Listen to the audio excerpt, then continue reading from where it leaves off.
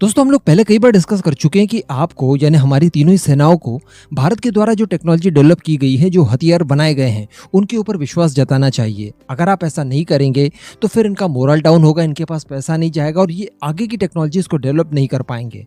हमारी टेक्नोलॉजी अगर 19 भी हो दूसरों की तुलना में, तब भी उसके ऊपर विश्वास जताना चाहिए। एलसीए नेवी के प्रोग्राम में हमने देखा नौसेना ने इसको इनकार कर दिया, ऐसे रिजेक्ट कर दिया। अगर भारतीय नेवी ही अगर इसे इनकार कर देगी तो दूसरी कोई नेवी इसके ऊपर भरोसा कैसे जताएगी? अंततः ये प्रोग्राम न के बराबर रह गया। इसी तरह की चीजें हुई थी प्रोजेक्ट 75I को लेकर। भारत की अपनी टेक्नोलॉजी के ऊपर भारतीय नौसेना ने विश्वास नहीं जताया, जबकि डीआरडीओ ने एआईपी सिस्टम वगैरह बना रखा है और भी सबमरीन को डेवलप करने के लिए जो तकनीक चाहिए होती है वो भी स्वदेशी रूप से तैयार की जा चुकी हैं। उनके बहुत ही जल्द बड़े लेवल पर ट्रायल वगैरह भी होने वाले हैं। लेकिन अफसोस कि हम लोग विदेशी कंपनियों के पीछे भागते रहे।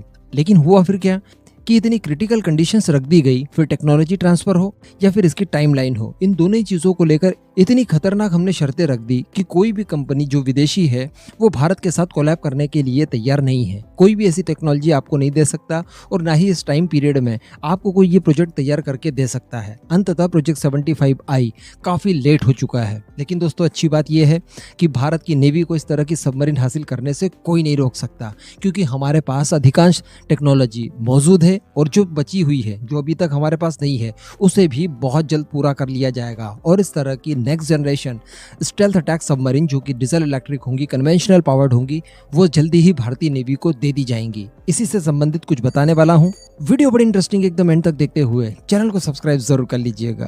तो दोस्तों बताया जा रहा है कि 12 की संख्या में हमें नेक्स्ट जनरेशन अटैक सबमरीन बनानी है प्रोजेक्ट 76 के चलते। तो अब इस प्रोग्राम में तेजी लाई जा रही है, क्योंकि अभी प्रोजेक्ट 75I नहीं बना है, इसको वैसे ही काफी टाइम हो गया है।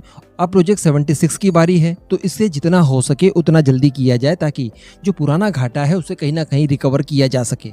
दरअसल आप जानते हैं कि MDL यानी मझगांव डॉक शिपयार्ड लिमिटेड, ये भारत की एकमात्र शिपयार्ड है जिसने स्थानीय तौर पर 8 पनडुब्बियों का अभी तक निर्माण किया है, जो कि कन्वेंशनल सबमरीन्स थी और अटैक क्लास की सबमरीन्स थी। अब इन्हीं को बची हुई जो टेक्नोलॉजी जो अभी तक हमारे पास नहीं है उसे तैयार करने के लिए प्रभार सौंपा गया है। यानी MDL को कह दिया गया है कि जो तकनीक अभी हमारे पास नहीं है, जिसके लिए हम लोग दूसरों के ऊपर निर्भर रहते हैं, वो टेक्नोलॉजी अब आप डेवलप कीजिए। जिससे होगा ये कि जो प्रोजेक्ट 75I उसका और ज्यादा स्वदेशीकरण होगा, विदेशी फर्म्स के पास हमें नहीं जाना होगा। और साथ ही जो प्रोजेक्ट 76 है उसके लिए स्वदेशी लिथियम आयन बैटरी पैक, इसी के साथ साथ पंप जेट प्रपल्शन सिस्टम, साथ ही रेडियो और नेविगेशन सिस्टम और इसके अलावा डीजल जनरेटर तक स्वदेशी रूप से तैयार करने के लिए रक्षा मंत्रालय द्वारा MDL को बताया गया है, ताकि 2026 से पहले इस परियोजना को शुरू किया जाए। कहने का मतलब जो भी क्रिटिकल टेक्नोलॉजीज थी जो कि अभी तक हमारे पास नहीं है, अब उनके ऊपर काफी तेजी से काम करने के लिए MDL से कह दिया गया है और टाइमलाइन रख दी गई है 2026 तक।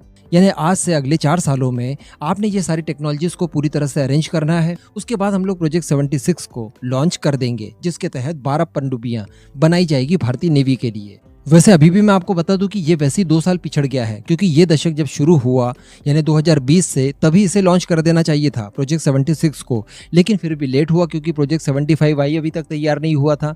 तो अब ज़्यादा देरी इसमें नहीं की जा सकती, वो हम लोग अफोर्ड करते भी नहीं हैं। अब अगर ये तैयारियां हम लोग पहले ही कर लिए होते, यानी जब हमने प्रोजेक्ट 75I लॉन्च किया था उसी समय ये सारी तकनीक्स हमारे पास होती, तो यकीनन ये बहुत सुनहरा अवसर था कि भारत की नेवी की रिक्वायरमेंट तो फुलफिल की जा सके। इसी के साथ साथ हम लोग सबमरीन्स को एक्सपोर्ट के लिए भी अब सोच सकते थे, क्योंकि अगर इतने बड़े पैमाने पर हम लोग सबमरीन का बेड़ा हमारी नेवी के लिए खुद तैयार करते तो डेफिनेटली इसका इन्फ्लुएंस दूसरे देशों के ऊपर जाता। दूसरे कई छोटे मोटे देश हैं जिन्हें सस्ते क्लास की सबमरीन्स चाहिए होती है, जिनके पास अभी तक सबमरीन नहीं है, ऐसे भी बहुत सारे देश हैं। और बहुत सारे देश यही सारी सबमरीन्स आपसे खरीदने के लिए तैयार भी हो जाते। लेकिन अफसोस कि हम लोगों ने काफ़ी लेट कर दिया। इसका सबसे बड़ा कारण था कि भारतीय टेक्नोलॉजी के ऊपर विश्वास न जताना। अगर इस तरह की चीज़ें लगातार होती रहती तो ये भारत के फ्यूचर के लिए बहुत दुखदाई होती, क्योंकि आप हमेशा फिर हर काम के लिए दूसरे देशों के ऊपर निर्भर रहते।